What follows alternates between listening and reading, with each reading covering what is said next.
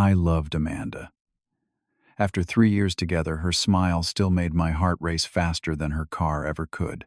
I never imagined her need for speed would cost me my leg, or that losing a limb would hurt less than what followed. The accident changed everything, but not in the ways you might expect. Some losses reveal unexpected strengths. Before I tell you how my girlfriend's reckless driving cost me my leg, and why I let her walk away when she couldn't handle my disability, drop a comment telling me where you're watching from, and hit that like button. Trust me, you'll want to hear how this story ends. I met Amanda during senior year of college at a house party thrown by our mutual friend Jackson. The moment she walked in, the entire energy of the room shifted. Her laugh carried across the crowded living room, genuine and uninhibited. She wore her confidence like others wore designer clothes, effortlessly stylish and impossible to ignore. When Jackson introduced us, Amanda locked eyes with me and smiled. The conversation flowed naturally as we discovered shared interests in photography and indie films.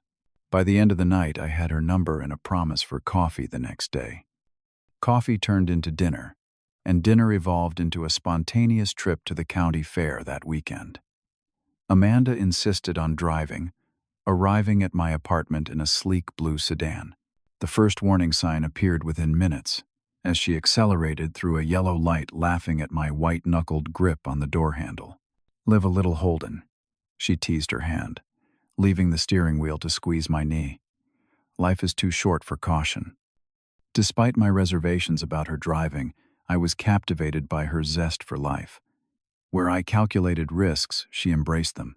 My structured approach to everything contrasted with her spontaneity in ways that felt complementary rather than conflicting. Our relationship progressed rapidly during our final semester. We spent nearly every night together, alternating between her apartment and mine. After graduation, the decision to move in together felt natural. I secured a position at an architectural engineering firm downtown, while Amanda landed a creative role at a boutique advertising agency. We rented a 2-bedroom apartment in a renovated brownstone, combining our furniture and creating a space that reflected both our personalities. My minimalist tendencies balanced her collection of vintage movie posters and eclectic decor. Within 6 months, we started discussing marriage and browsing real estate listings for our future home. Life seemed perfect on the surface, but the warning signs continued to accumulate. Amanda received 3 speeding tickets within our first year living together. Each time she dismissed my concerns with casual promises to be more careful that never materialized into actual change. "You worry too much" became her standard response whenever I expressed anxiety about her driving habits. "I have quick reflexes. Nothing bad will happen." Our arguments about her dangerous driving grew more frequent. The worst fight occurred after a near accident, when she ran a red light 3 months before the crash that would change everything. A truck missed us by inches, horn blaring as Amanda swerved out of its path. "That was close," she said, laughing nervously while my heart pounded in my chest. "Pull over," I demanded, my voice shaking. "You could have killed us both. It was just a close call, Holden. Happens to everyone." "No, it does not happen to everyone. Only to people who drive like they have a death wish." The tension lingered for days afterward. My parents and closest friends expressed concerns about Amanda whenever they witnessed her behind the wheel. My best friend Tyler pulled me aside at his birthday dinner after Amanda had raced through residential streets to arrive. "Buddy, I like Amanda, but she drives like she is immortal. One of these days her luck will run out. I just hope you are not in the passenger seat when it does." I brushed off his concern, though deep down I recognized the truth in his words. Each time I got into a car with Amanda, anxiety tightened my chest. I started offering to drive more often, creating excuses about her being tired or having had a glass of wine. Sometimes she relented, but she always preferred taking the wheel. The day of the accident started like any normal Saturday. We planned a weekend trip to her uncle's lake house, a 4-hour drive from the city. Rain had been falling steadily since dawn, creating poor visibility and slick roads. "Maybe we should postpone until tomorrow." I suggested, checking the weather radar on my phone, The storm is supposed to clear overnight and waste a whole day of our weekend getaway. No way, Amanda replied, grabbing her car keys. I have driven in worse conditions. I reluctantly loaded our bags into her trunk, hoping the rain might ease as the day progressed. Instead, it intensified as we left the city limits, heavy sheets of water reducing visibility to mere yards ahead. The windshield wipers worked frantically, barely keeping up with the downpour. 50 minutes into our journey, Amanda's phone chimed with a text notification. Despite my protests, she reached for it, glancing down to read the message. "Amanda, please," I urged, feeling the car drift slightly. "Whatever it is can wait. Relax. I am just checking if my uncle left the key under the mat," she said, thumbing a quick reply. Those seconds of divided attention proved catastrophic. As she looked up, the car hit a large puddle while approaching a curve. I felt the sickening sensation of hydroplaning the steering wheel useless as the vehicle slid toward the guardrail. The last thing I remember is Amanda screaming and the deafening sound of metal crushing against metal. I woke up 3 days later in a hospital room, the steady beep of monitors creating a sterile rhythm that would become the soundtrack of my new existence. The pain medication kept me floating in and out of consciousness, aware enough to recognize Amanda sleeping in the chair beside my bed, but too disoriented to speak. When the doctor finally arrived for his rounds, his grave expression told me everything before he spoke a single word. The impact had crushed the passenger side of the car, trapping my right leg in the mangled wreckage. Despite the surgical team's best efforts, the damage to blood vessels and tissue was too severe. They had amputated below the knee to save my life. The days that followed blurred together in a haze of pain management, surgical consultations, and the beginning stages of grief. Amanda remained constantly at my side. Those first weeks, her eyes permanently rimmed with red, her posture collapsed under the weight of guilt. "I am so sorry," she whispered repeatedly, clutching my hand while I drifted between sleep and consciousness. "This is all my fault."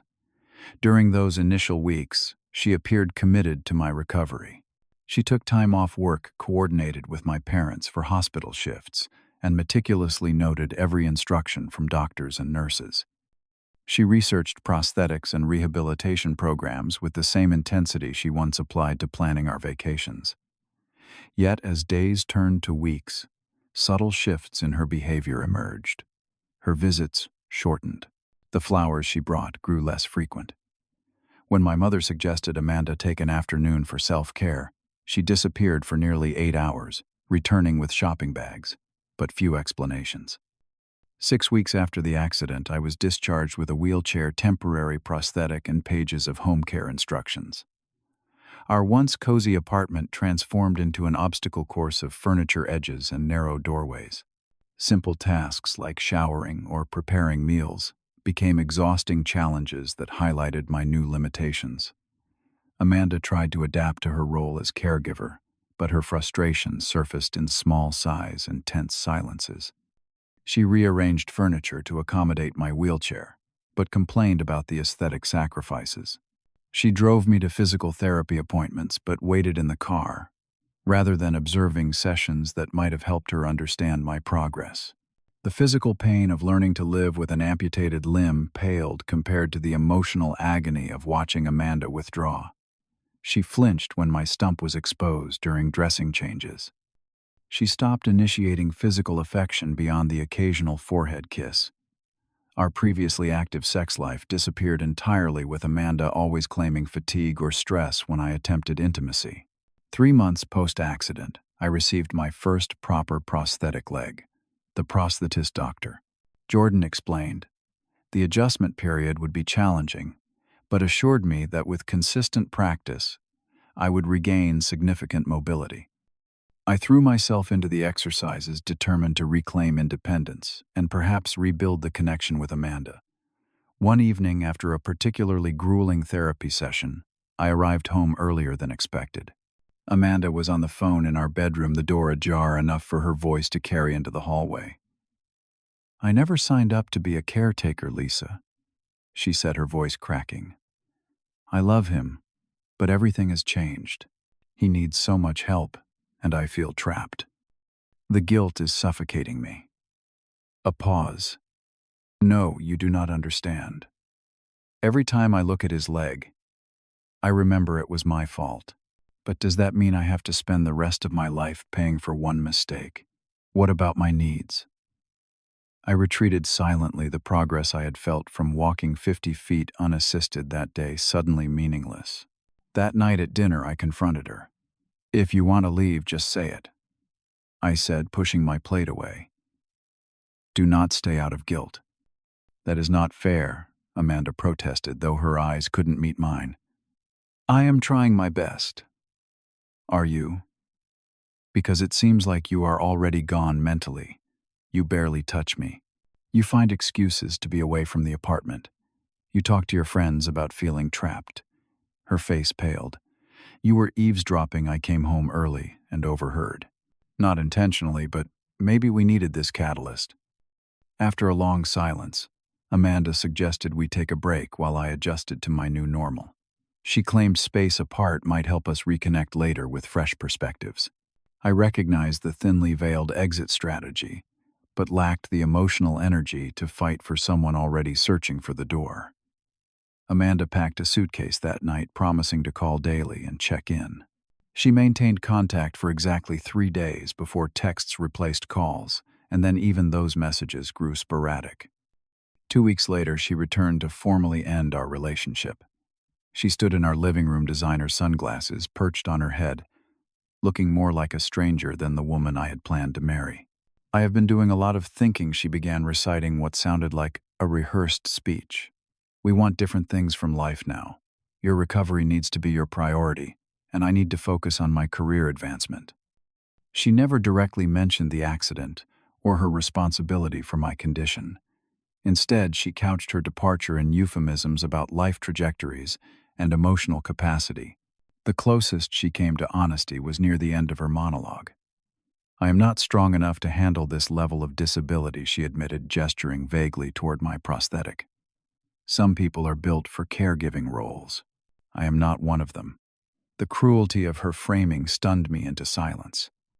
I was not seeking a caregiver, but a partner who would adapt alongside me as I adapted to new circumstances she had created through her recklessness.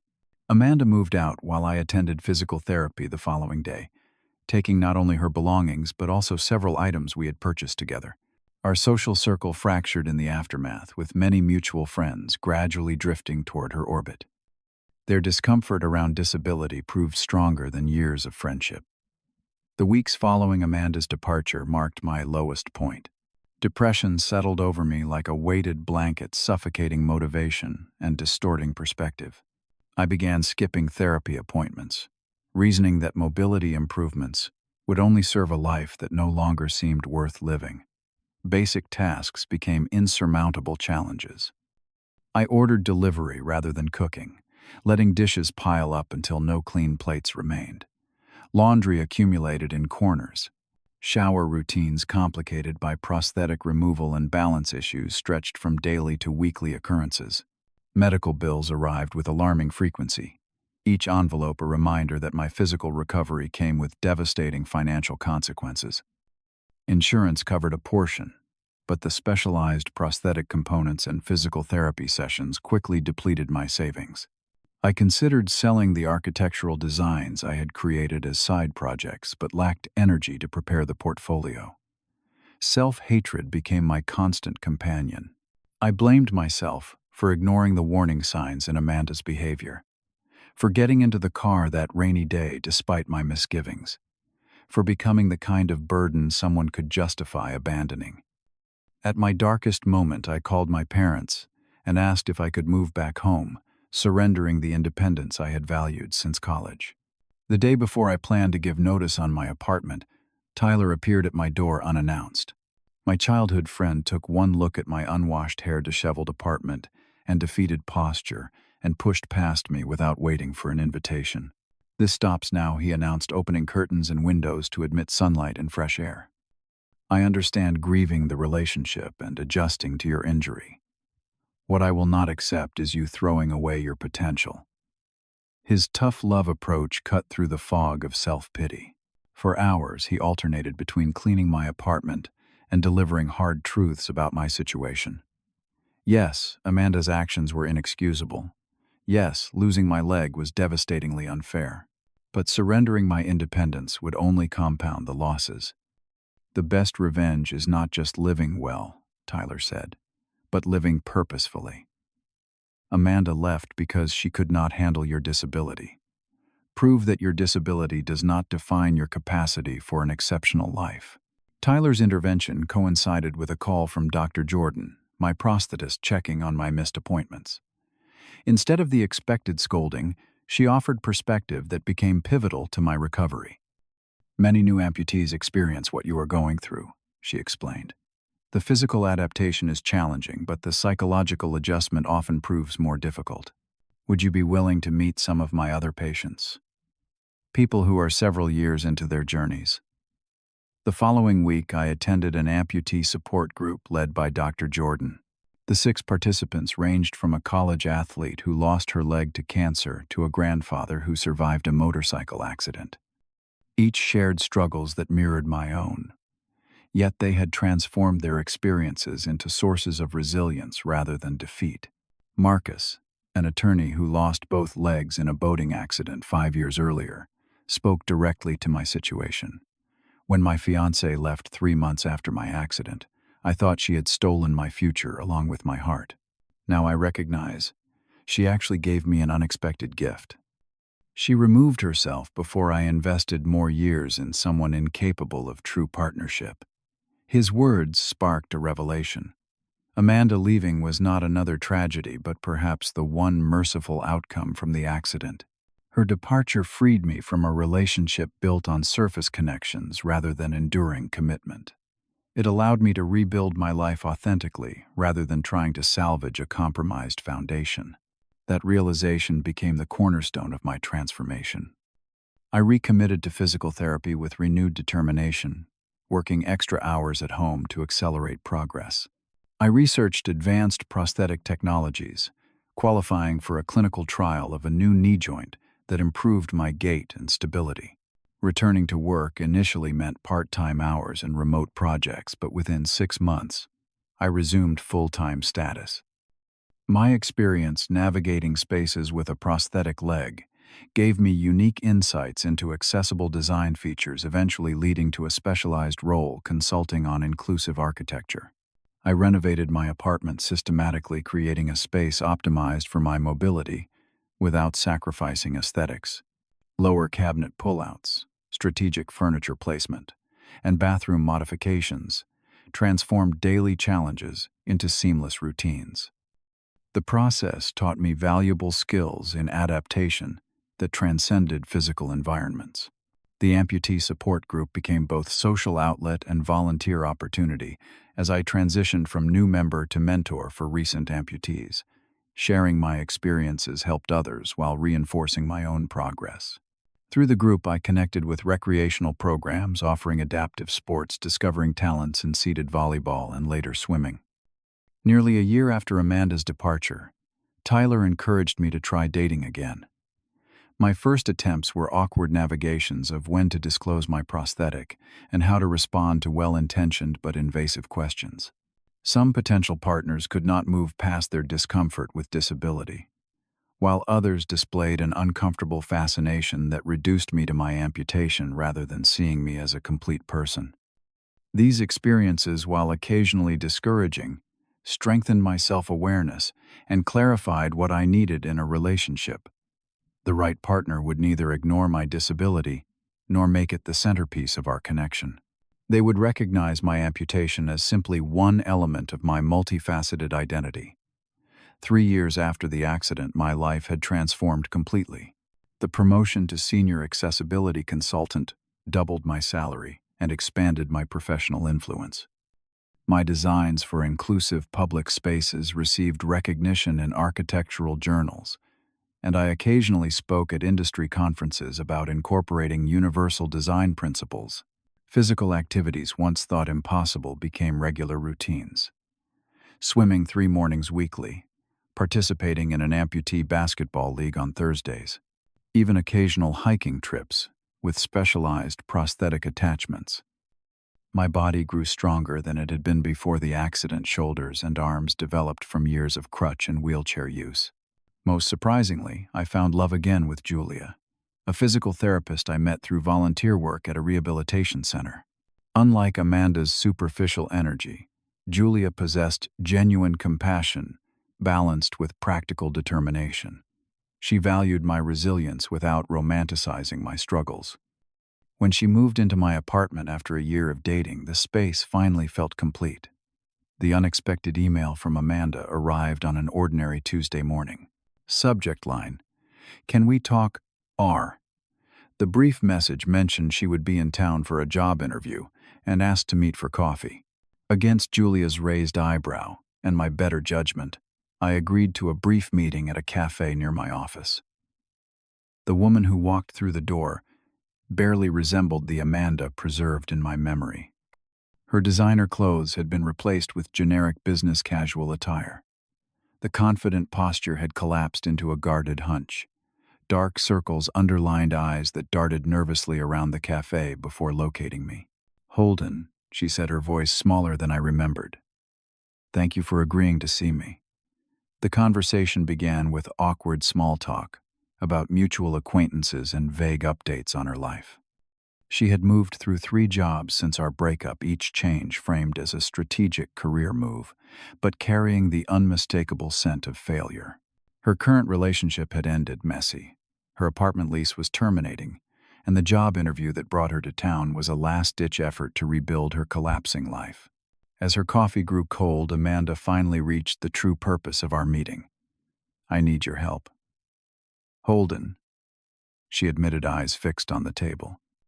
"I am in a really tough spot financially. The job here is promising, but I need money for the security deposit on an apartment. Just a loan until my first paycheck. $3,000 would make all the difference." The request stunned me momentarily. After everything, she had returned not with genuine remorse, but with her hand extended. "What happened to your savings?" I asked. We had both been disciplined about financial planning during our relationship.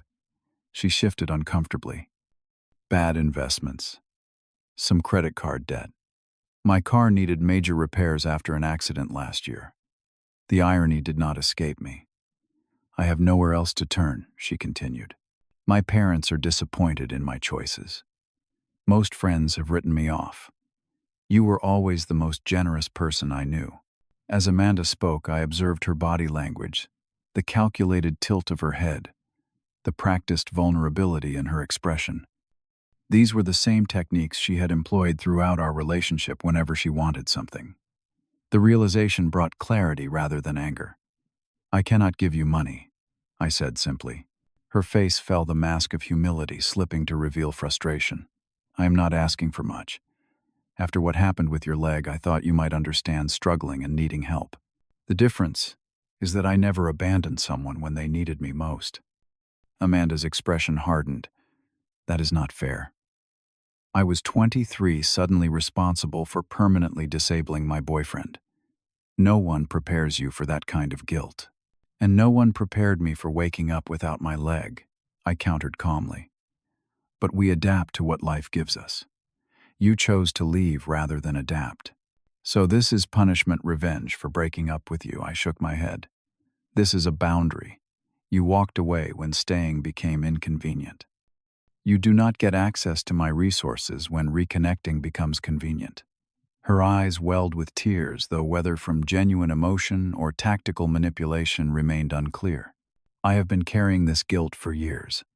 I hoped helping me now might be healing for you too. A way to forgive me." The statement revealed her fundamental misunderstanding of my journey. She still believed my life had stalled in her absence, that I remained wounded not just physically but emotionally, awaiting her return for closure. "Amanda, I forgave you a long time ago," I said truthfully. "Not for your benefit, but for mine. Carrying anger would only have weighed me down during my recovery. But forgiveness does not mean erasing consequences or pretending the past did not happen." "So you will not help me at all?" she asked, desperation edging her voice. I considered her question carefully. Financial support would enable continued dependence rather than growth. Yet perhaps I could offer something more valuable than money. I can give you the name of my career counselor, who helped me transition into accessibility consulting, and the contact information for a therapist specializing in guilt and trauma. Those resources changed my life more than any loan could have. Amanda stared at me, gradually processing that my offer was genuine rather than sarcastic. Her shoulders slumped as she realized no money would be forthcoming, but she accepted the information I wrote on a napkin. As we prepared to leave, she glanced at my prosthetic leg visible below my shorts in the summer heat. "You seem really good, Holden. Better than I expected." "I am better than I expected, too," I replied honestly. Losing my leg taught me how much unnecessary weight I had been carrying even before the accident, including a relationship with someone who could not see my value beyond physical wholeness. Her flinch suggested the barb landed, but I felt no satisfaction in her discomfort. I simply spoke truth that had taken years of therapy to articulate. Outside the cafe, Amanda paused awkwardly. "Do you think we could ever be friends again?" I thought about Julia waiting at home, about my fulfilling career and the community I had built, about the hard-won peace that came from surrounding myself with people who valued authentic connection over convenience. "I wish you well, Amanda," I said, extending my hand instead of answering directly. "I hope you find what you are looking for." The handshake felt like closing a book whose story had concluded long ago. As I watched her walk away, I realized the final fragments of what once bound us had dissolved in that cafe. The accident had taken my leg, but it had given me clearer vision about what truly constitutes strength, love, and worthwhile connections. The experience I once viewed as life-destroying had ultimately been life-defining in ways I never could have anticipated. Losing my leg had revealed my true foundation was never about physical wholeness, but about internal resilience. And sometimes letting the wrong person walk away makes space for the right people to enter. Have you ever experienced someone returning to your life after causing you pain? How did you handle it? I would love to hear your thoughts in the comments below. If this story resonated with you, please hit that like button and subscribe to hear more stories about finding strength in unexpected places. Share this with someone who might need a reminder that our greatest challenges often reveal our greatest strengths. Thank you for listening, and remember that sometimes what feels like an ending is actually the beginning of something much better.